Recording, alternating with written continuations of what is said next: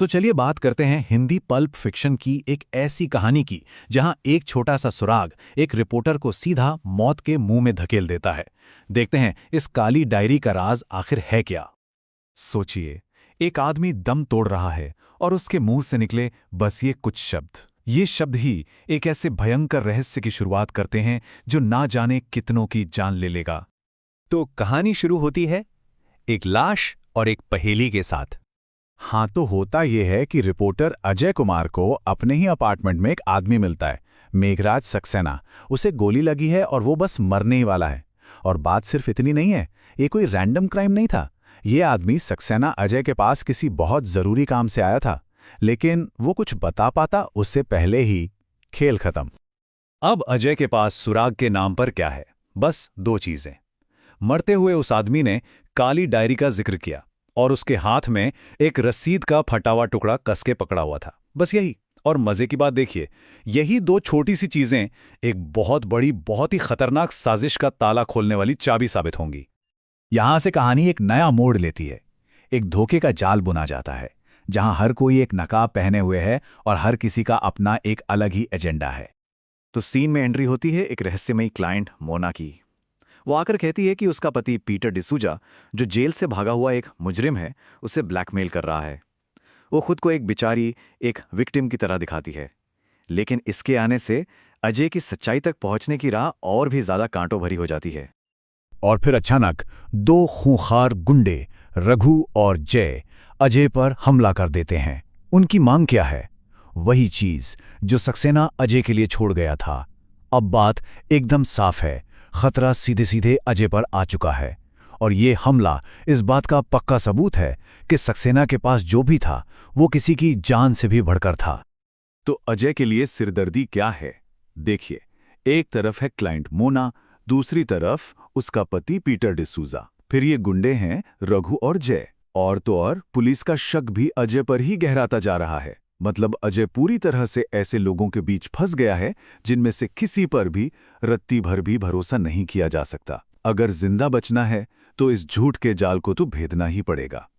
अब जब लगता है कि मामला इससे ज्यादा और क्या ही उलझेगा, तब ही कहानी में आता है एक जबरदस्त ट्विस्ट। एक सरकारी साजिश की एंट्री होती है और ये अब तक का सबसे बड़ा झूठ साबित होने वाला है। एक इंटेलिजेंस ब्यूरो का ऑफिसर टपक पड़ता है और दावा करता है कि भाई ये जो काली डायरी है ना, इसमें देश से जुड़े बहुत जरूरी राज हैं और इसके तार पाकिस्तानी जासूसों से जुड़े हैं। मतलब अचानक से ये पूरा मामला नेशनल सिक्योरिटी का बन जाता है। लेकिन असल में ये बस ध्यान भटकाने की एक बहुत ही शातिर चाल थी, ताकि असली खेल पर किसी की नजर ही ना पड़े।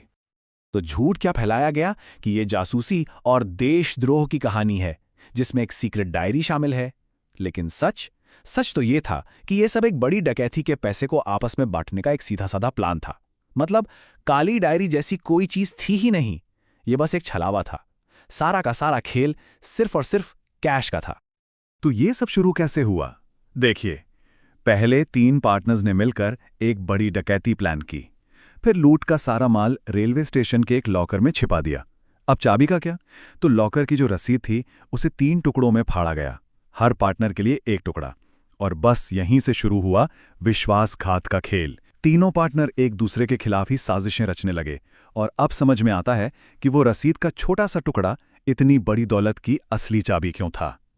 अच्छा, तो असली मकसद तो पता चल गया कि ये सब पैसे का खेल है। पर अब सवाल ये है कि वो कौन है जो पर्दे के पीछे से ये सारे धागे हिला रहा था। अब वक्त है उस असली खिलाड़ी को बेनकाब करने का। तो कौन हो सकता है इस जानलेवा खेल का असली मास्टरमाइंड? क्या वो गुंडे हैं, या वो भागा हुआ कैदी पीटर, या फिर मोना, या इन सब के पीछे कोई और ही चेहरा है?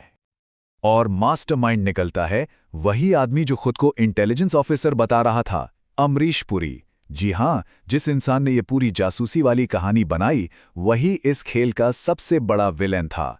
वो अपने पद का, अपनी ताकत का इस्तेमाल करके सबको उल्लू बना रहा था। तो ये अमरीश पुरी था कौन? ये असल में डकैती करने वाले उन 3 पार्टनर्स में से ही एक था। और इसका प्लान सिंपल था। अपने दोनों पार्टनरों को धोखा दो, राष्ट्रीय सुरक्षा का झूठा नाटक करो और सारा का सारा माल अकेले हड़प जाओ। मतलब मकसद सिर्फ लालच था, जिस पर उसने देशभक्ति का नकाब चढ़ा रखा था, ताकि बाकी सब लोग उसके बुने जाल में फंसते चले जाएं। चलिए, अब कहानी पहुंचती है अपने क्लाइमैक्स पर। एक आखिरी चाल चली जाती है और कातिल का चेहरा सामने आता है। यहां एक हिंसक टकराव होता है जो एक रहस्य तो सुलझा देता है, पर एक नया सवाल खड़ा कर देता है। तो क्लाइमैक्स सेट होता है रेलवे स्टेशन पर। यहां सारे के सारे गुट लॉकर की चाबी यानी वो रसीद के टुकड़े हासिल करने के लिए पहुंचते हैं। अजय एक ऐसा दाव चलता है कि सारे विलन एक ही जगह एक ही वक्त पर जमा हो जाते हैं और फिर शुरू होती है जबरदस्त गोलीबारी, जिसमें ये मास्टरमाइंड लोग एक दूसरे को ही खत्म कर देते हैं। इस गोलीबारी में दो बड़े खिलाड़ी ढेर हो जाते हैं, एक अमरीश पुरी और दूसरा उसका राइवल शमशेर अली। ऐसा लगता है कि चलो मेन विलन तो गए, अब खतरा टल गया। लेकिन रुकिए, अगर ये दोनों मर गए तो फिर मेघराज सक्सेना को यानी उस पहले आदमी को गोली किसने मारी थी? साजिश तो खत्म हो गई, लेकिन वो सवाल तो वहीं का वहीं है कि ये सब शुरू करने वाला पहला कातिल कौन था? और असली कातिल निकलती है मोना डिसूजा, वही क्लाइंट जो खुद को बेचारी बता रही थी। उसने ही रसीद का टुकड़ा चुराने के लिए मेघराज को मारा था। मतलब जो इंसान अजय के पास मदद मांगने आया था वही तो असली कातिल था और शुरू से अपना एक अलग ही खेल खेल रहा था। और यहां अजय अपना आखिरी और सबसे स्मार्ट मूव चलता है। पहले वो सारे सबूतों के साथ मोना का सामना करता है, जिससे मोना अपना जुर्म कबूल कर लेती है। फिर वो बड़ी चालाकी से मोना से वही पिस्तौल उठवाता है जिससे कत्ल हुआ था, ताकि उस पर उसके फिंगरप्रिंट्स आ जाएं। और आखिर में वो बताता है कि पुलिस तो बस रास्ते में ही है उसे गिरफ्तार करने के लिए। कमाल का जाल था। तो अजय ने ये केस तो सॉल्व कर दिया, लेकिन ये कहानी एक सवाल जरूर छोड़ जाती है। अपराध और धोखे की इस दुनिया में क्या एक अकेला रिपोर्टर हर बार सच को बचा सकता है? क्या सच की जीत हमेशा मुमकिन है? सोचने वाली बात है।